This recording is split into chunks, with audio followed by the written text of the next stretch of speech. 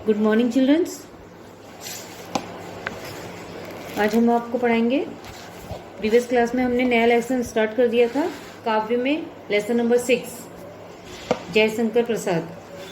जयशंकर प्रसाद की जीवनी समझाई थी और उसकी व्याख्या हमने स्टार्ट कर दिया था।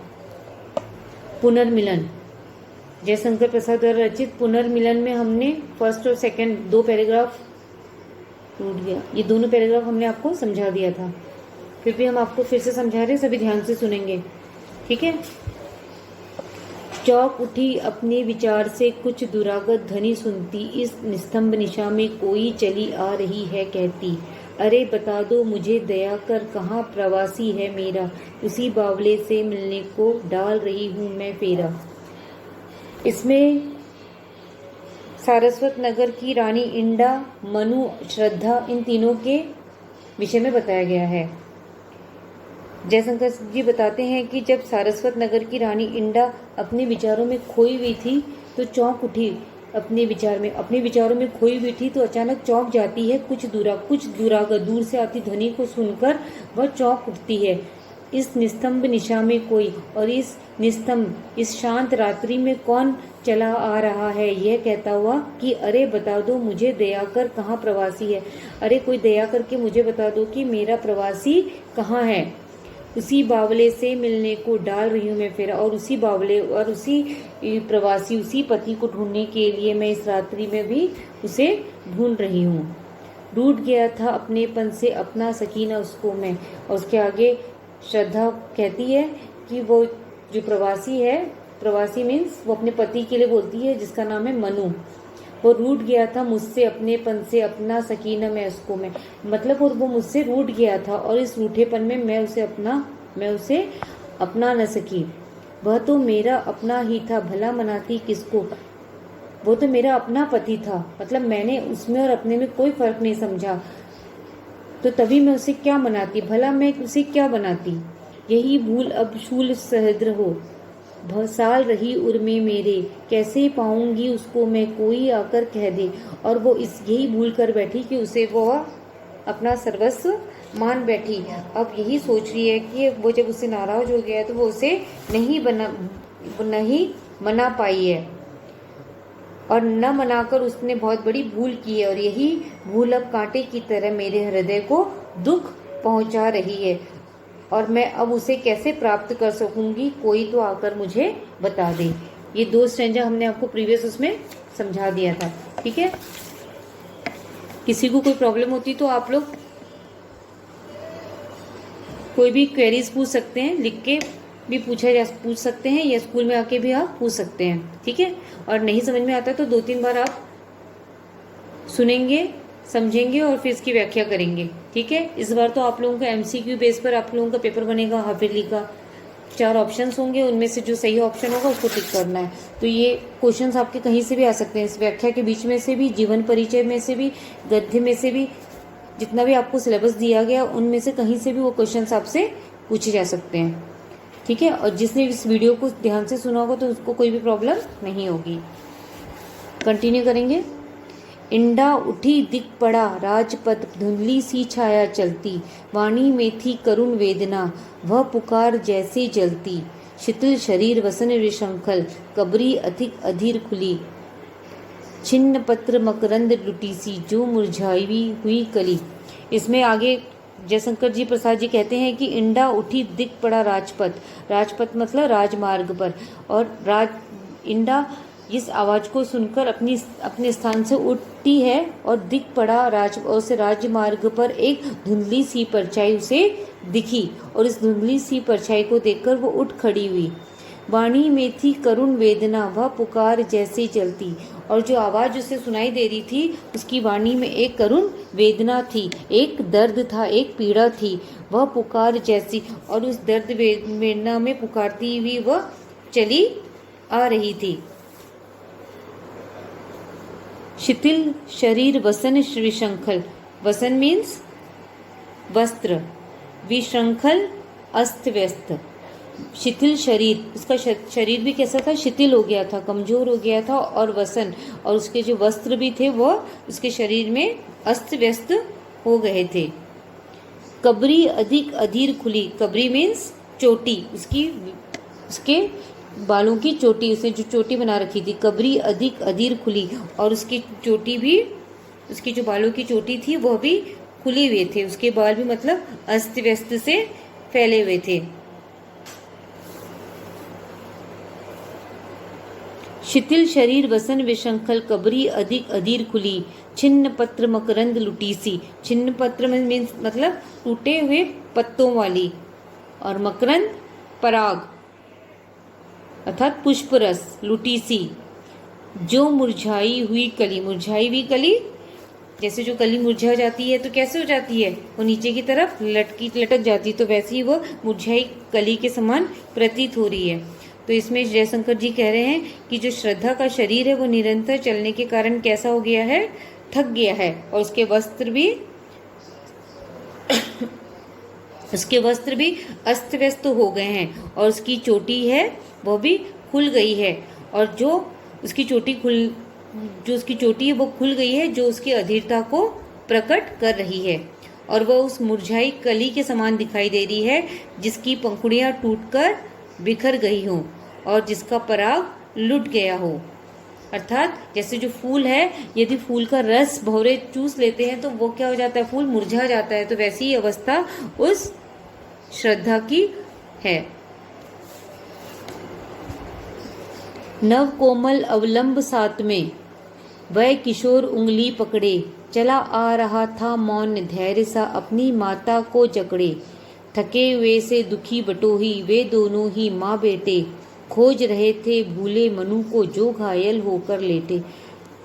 इसके बाद जयशंकर जी प्रसाद जी आगे कहते हैं कि नव कोमल अवलंब, एक नव किशोर बालक भी उस स्त्री का हाथ पकड़े उसके साथ था, उस स्त्री के उंगली को पकड़े हुए वह उस स्त्री के साथ मौन अवस्था में चल रहा था।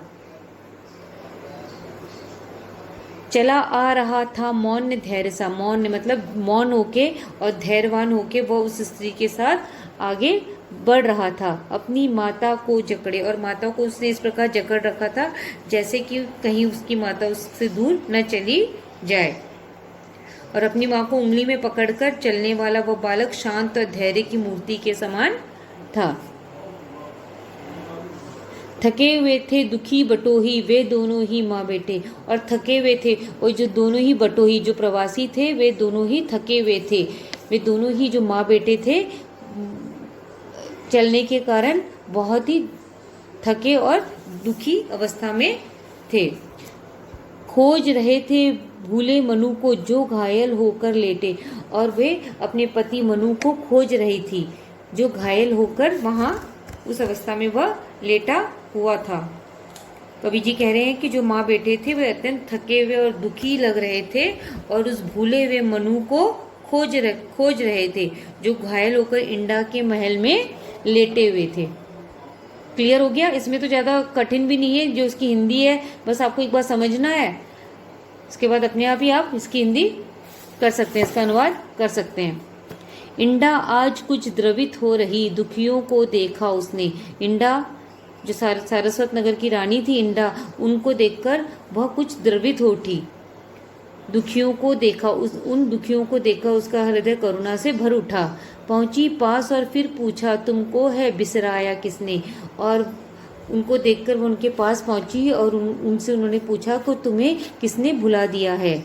इस रजनी में कहाँ भटकती जाओगी तुम बोलो तो, इस रजनी मतलब इस रात्रि में तुम कहाँ भटकती जाओगी कुछ तो हमें बताओ। बैठो आज अतिक चंचल हूँ व्यथा गांठ रिच खोलो तो, तुम मेरे पास आकर बैठो और अपनी व्यथा गांठ, अपनी जो तुम्हारी जो पीड़ा है, जो भी तुम्हारी पीड़ा है वह सब बात मुझे आज तुम बताओ। मतलब जयशंकर जी कह रहे हैं कि इस अंधेरी रात में भटकती हुई तुम कहाँ जाओगी, और तुम मेरे निकट आकर बैठ जाओ, और जो तुम्हारी अस्त व्यस्त दशा को देखकर मेरा हृदय व्यथित हो गया है, तुम्हारे हृदय में जो भी पीड़ा छुपी है उसे तुम मुझे बताओ। हो सकता है मैं तुम्हारा कष्ट दूर करने में तुम्हारी कुछ सहायता कर सकूं। जीवन की लंबी यात्रा में खोए भी हैं मिल जाते, जीवन है तो कभी मिलन है, कट जाती दुख की रातें। और जयशंकर जी बोलते हैं कि जीवन की लंबी यात्रा में, जो जीवन है इसकी जो यात्रा है बहुत ही लंबी है, खोए भी हैं मिल जाते। और इस जीवन की इस लंबी यात्रा में कुछ अपने निकट संबंधी भी जो कुछ खो जाते हैं, वह खो जाने के बावजूद भी, बिछुड़ जाने के बावजूद भी प्रयास करने से वे मिल जाते हैं। जीवन है तो कभी मिलन है। अगर ये जीवन है, अगर हमारा जीवन है तो मिलन भी संभव है। कट जाती हैं दुख की रातें, और ये जो पीड़ा और ये दुख है वह भी समाप्त हो जाते हैं। श्रद्धा रुकी कुमार शांत था, मिलता है विश्राम यही। श्रद्धा उसकी इन बातों को सुनकर रुक जाती है, और कुमार और उसका जो पुत्र होता है वो भी शांत था, क्योंकि उसे भी उस महल पर आश्रय मिल रहा था। चली इंडा के साथ जहाँ पर वही शिखा प्रज्वलित रही, और वो इंडा के साथ वहीं चल देती है जहाँ से वो आग की लपटें जल रही होती हैं। अर्थात जयशंकर जी बोलते हैं कि इस जो जीवन है, जो जीवन की यात्रा है वो बहुत ही लंबी है, और इस जीवन रूपी यात्रा को कुछ साथी, इस जीवन रूपी यात्रा में कुछ साथी जो हैं बिछुड़कर भटक जाते हैं, और लेकिन प्रयास करने पर वो मिल भी जाते हैं। और जीवन में बिछुड़ने और मिलने का क्रम चलता ही रहता है। यदि जीवन है तो मिलन भी अवश्य होगा। अतः किसी के बिछुड़ने से हमें चिंतित नहीं होना चाहिए, क्योंकि धीरे धीरे दुख स्वतः ही समाप्त हो जाते हैं। क्लियर हो गया?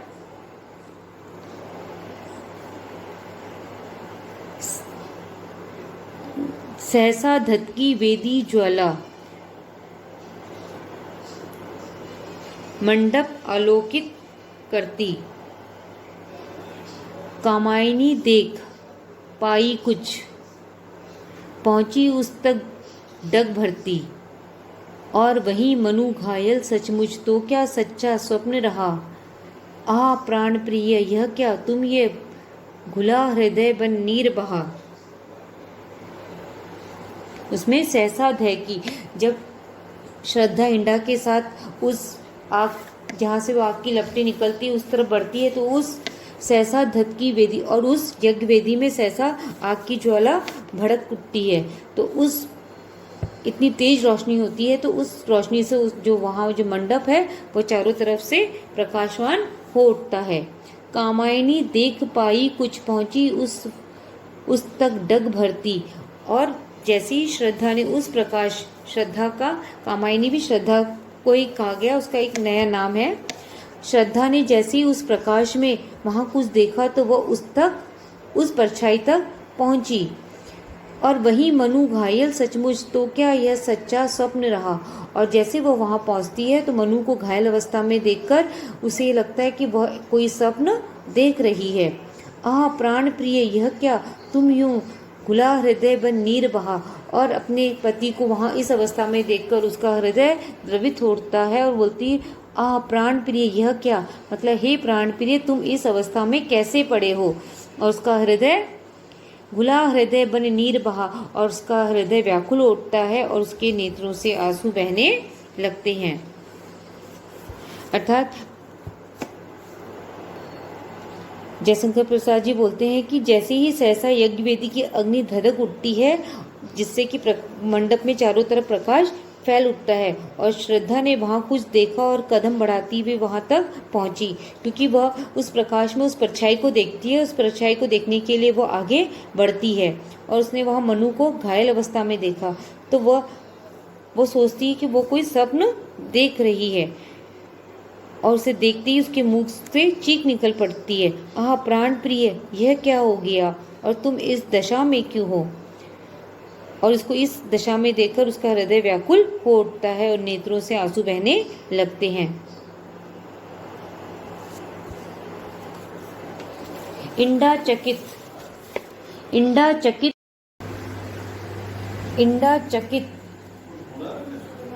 श्रद्धा आ बैठी, वह थी मनु को सहलाती। अनुलेपन सा मधुर स्पर्श था, व्यथा भला क्यों रह जाती। इसमें जयशंकर जी बोलते हैं कि उस इंडा चकित श्रद्धा आ बैठी, वह थी मनु को सहलाती। और इंदा चकित होकर देखती है कि श्रद्धा कैसे मनु के पास बैठी हुई उस मनु को सहला रही है। अनुले पंसा मधु स्पर्शता व्यथा भला क्यों रह जाती। और उस जैसे ही वह मनु को सहलाती है तो उस स्पर्श से उसे मनु को अपनेपन का एहसास होता है और उसके हृदय में और उसका स्पर्श मरहम के समान उसे कोमल एवं कष्ट हरने वाला प्रतीत होता है। तब मनु के हृदय में भी पीड़ा भला कैसी शेष रह जाती। जब कोई प्रेम से हाथ फैलाता है तो उसकी जो जितनी भी पीड़ा थी वह धीरे धीरे समाप्त हो जाती है। क्लियर हो गया? मतलब जयशंकर जी प्रसाद जी बोल रहे हैं कि उस यज्ञ वेदी की अग्नि जैसे धधक उठती है तो उस प्रकाश में श्रद्धा को वहाँ एक परछाई दिखाई देती है तो वो उस तरफ बढ़ती है और जब सामने पहुँचती है तो उसे वो देखकर अनायास ही उसके मुंह से चीख निकल पड़ती है, आह प्राण प्रिय, यह क्या हो गया, तुम इस दशा में क्यों हो, है ना। और इस प्रकार उसे घायल देखकर उसका मन भर आता है और उसके नेत्रों से आंसू बहने लगते हैं और यह देखकर इंदा चकित रह जाती है। और फिर श्रद्धा अपने पति मनु के पास बैठकर उसके शरीर पर हाथ फेरने लगती है और उसके स्पर्श से मनु को एक मरहम के समान उसे कोमलता का अनुभव होता है और उसकी जो भी पीड़ा होती है वह समाप्त हो जाती है। क्लियर हो गया? उसके बाद है, उस मूर्छित नीरवता में कुछ हल्के से स्पंदन आए, आंखें खुली चार कोनों में, चार बिंदु आकर छाए। उधर कुमार देखता ऊंचे मंदिर मंडप वेदी को, यह सब क्या है नया मनोहर, कैसे यह लगते जी को। इससे समझ में आ गया होगा कि क्या कहा जा रहा है इसमें। उस मूर्छित नीरवता में कुछ हृदय से स्पंदन आए। उस मूर्छित मतलब उस जो मनु जो थे वो बेहोश अवस्था में थे और उसके स्पर्श से उसके शरीर में कुछ हलचल होती है। और श्रद्धा अपने पति मनु को घायल और मूर्छित देखकर प्राण प्रिय कहकर उसके पास वो बैठ गई और उसके सहलाने लगी और उसके स्पर्श से जो वो मनु है उसके शरीर में हल्की सी स्पंदनपन होती है और मनु ने आंखें खोली तो वह एक दूसरे को प्रेम पूर्वक देखने लगे और तब मनु की आंखों में पश्चाताप के आंसू बहने लगे।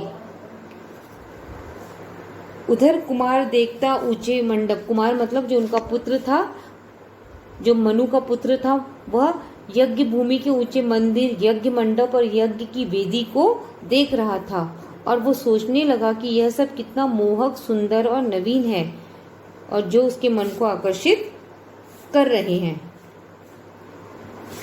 नेक्स्ट है, माँ ने कहा, अरे आ तू भी देख, पिता है पड़े हुए। पिता आ गया लो यह कहते उसके रोए खड़े हुए। माँ जल दे, कुछ प्यासे होंगे, क्या बैठी कर रही यहाँ। मुखर हो गया सोना मंडप, यह संजीवता रही कहाँ। आत्मीयता घुली उस घर में, छोटा सा परिवार बना, छाया एक मधुर स्वर उस पर, श्रद्धा का संगीत बना। जयशंकर जी आगे कहते हैं कि मनु के होश पर आने पर श्रद्धा ने अपने पुत्र से कहा कि अरे आ तू भी देख, पिता है पड़े हुए। वह अपने पुत्र से कहती है कि तू भी आकर अपने पिता के दर्शन कर ले और ये भूमि पर लेटे हुए हैं। और माँ का कथन सुनकर ही पुत्र ने कहा, पिताजी देखो मैं आपके पास आ गया। पिता से बातें कर पुत्र को प्रसन्नता हुई और मुखर हो गया सुना मंडप। मुखर मतलब ध्वनित, शब्दमान। पुत्र अपनी माँ से बोला कि पिताजी आप यहाँ बैठे क्या कर रहे हैं। माताजी आप यहाँ बैठे हुए क्या कर रही हो। माँ जल दे, कुछ प्यासे होंगे, क्या बैठी कर रही है। और जो उनका पुत्र है वो अपनी माँ से कहते हैं कि आप यहाँ बैठी क्या कर रही हो। पिता वहाँ प्यासे होंगे, उन्हें जल पिलाओ। पिताजी प्यासे होंगे, उन्हें जल लाकर दो। बालक की मधुर स्वन जैसी बालक की ध्वनि चारों तरफ ध्वनि को सुनकर मंडप में एक अलग सी चमक छा जाती है। आत्मीयता घुली उस घर में छोटा सा परिवार बना और इस प्रकार उस घर में पुनः अपनेपन का भाव उत्पन्न होता है और श्रद्धा, मनु और कुमार के मिलने से वहां एक छोटा सा परिवार बन जाता है। छाया एक मधुर स्वर उस पर श्रद्धा का संगीत बना और उस परिवार में श्रद्धा का मधुर स्वर संगीत बनकर छा गया। मतलब कहने का आशय ये है कि अब उनके मध्य आनंद ही आनंद का भाव उत्पन्न हो गया। उन तीनों के मध्य अब तक जो इतने दुखी थे, व्याकुल थे, पीड़ित थे, और श्रद्धा अपने पति को पाकर प्रसन्न हो जाती है और उनमें आनंद उत्पन्न हो जाता है और एक छोटा सा परिवार वहां पर खुशनुमा आनंद का भाव विद्यमान होता है। क्लियर हो गया? ये लेसन भी आप लोगों का क्लियर हो गया है। इसमें आप लोगों को होमवर्क में व्याख्याएं करनी है, ठीक है? और ये आपका काव्य का लास्ट लेसन था। गद्य में हमारा कोर्स कंप्लीट हो गया, काव्य में भी हमारा कोर्स कंप्लीट हो गया है और संस्कृत में भी हो गया है और ग्रामर रह गई है। अब नेक्स्ट उसमें हम आपको ग्रामर सिखाएंगे। क्लियर?